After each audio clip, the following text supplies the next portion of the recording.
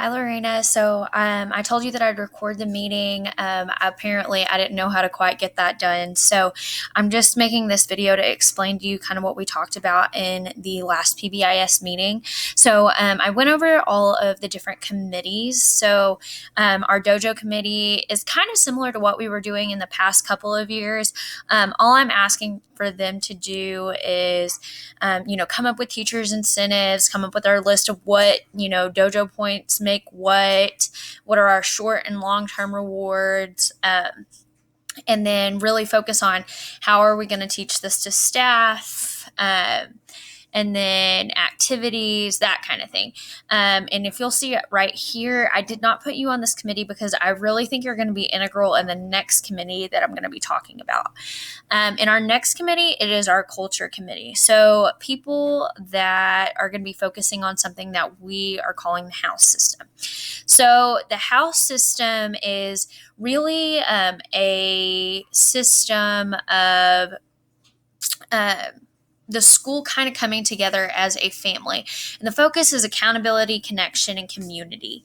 And so we really talked about as a group is a lot of people want to kind of scale back on everything that we were planning to do with the house system this year. I'd love to hear your thoughts on it as well.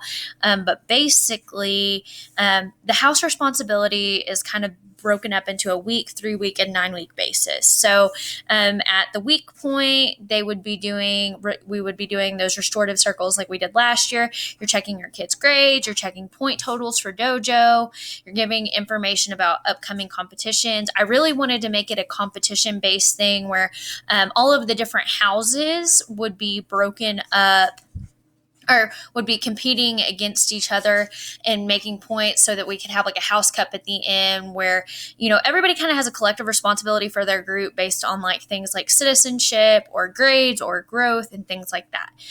3 week basis, parent contact over grades and progress. If kids are having excessive 360s, maybe having a conversation with parents, making sure that things have been kind of checked in on, just because in the past we've had people be written up, 12 times and then nothing has happened, or their parents are like, oh my gosh, I didn't even know this was happening.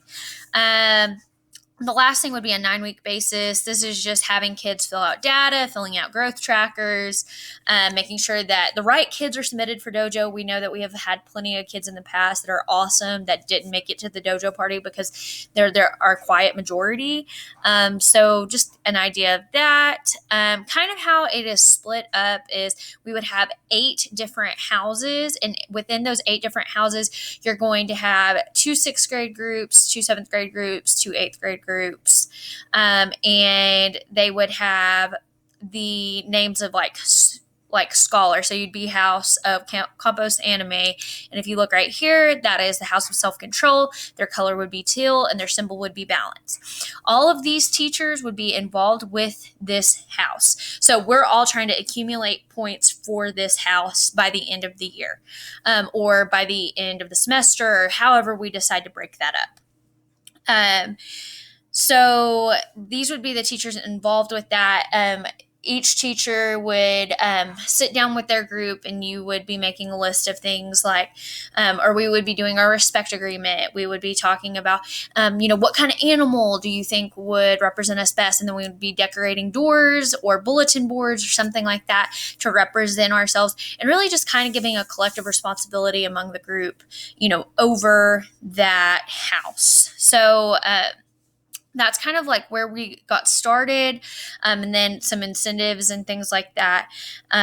So as far as that team goes, their responsibilities are really going to be coming up with a competition calendar, creating guidelines for assemblies, which we found out that we're not going to be doing assemblies this year, so that can kind of like jump off. We need to kind of really thinking about training staff on SEL and restorative practices. We talked a lot about like being COVID safe in that, and really for a lot of that, we don't know what that looks like right now, but we just need to come up with options because, in the past we've done handshakes and fist bumps and things like that, and we can't necessarily do that this year. So we're going to have to think of ways to still give that SEL to kids without, touching them or hugging them or, whatever that may be. So that's going to be like the house system. And like I said, I understand that this is, like a really big idea and we may not be able to do all facets of it right now, but, just for right now, what we're thinking. The last group is the PBIS Student Committee. These are people that are going to be focusing on student jobs, and we kind of realize that student jobs are going to be very important, especially when it comes to cleaning and helping teachers with transitions and things like that, hall monitoring, those kinds of things. So they're going to be coming up with a list of student jobs, application for students. They're going to decide applicants, and then eventually, whenever we are able to do assemblies and things like that, they are going to have head of house or representatives kind of from our house system that they're going to be having meetings with kids so we can get student input of how things are going, what things we can change, and how we can have a more cultural and collective responsibility as an entire school. So that is all of the positive side of things. Everybody has been given a committee at that point.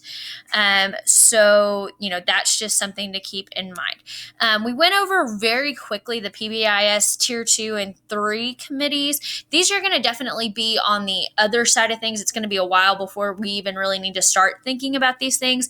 And I told everybody I would be sending out a Google form that would be like what committee you would want to be a part of as far as Tier 2 and 3. So that would be like restore and repair. And I'm not going to read it to you, but staff training, transitions, interventions. So one thing I will mention about staff training is that's going to be definitely our senior members of staff, just for the fact that I think it's hard for a newer teacher to come in and say, hey, this is how you need to manage your classroom. People don't respect that. So we need definitely our higher up teachers or teachers that have been doing it the longest to be really helping people with classroom management and doing better in that extent. That's really all that we covered. We were really kind of shook by all of the COVID information. So, we didn't get through as much as I really thought that we would. If you have any questions for me, please feel free to send me an email or anything like that. And I'd really be happy to discuss with you or any of your questions that you have. I hope you have a great day, and I hope that this was helpful.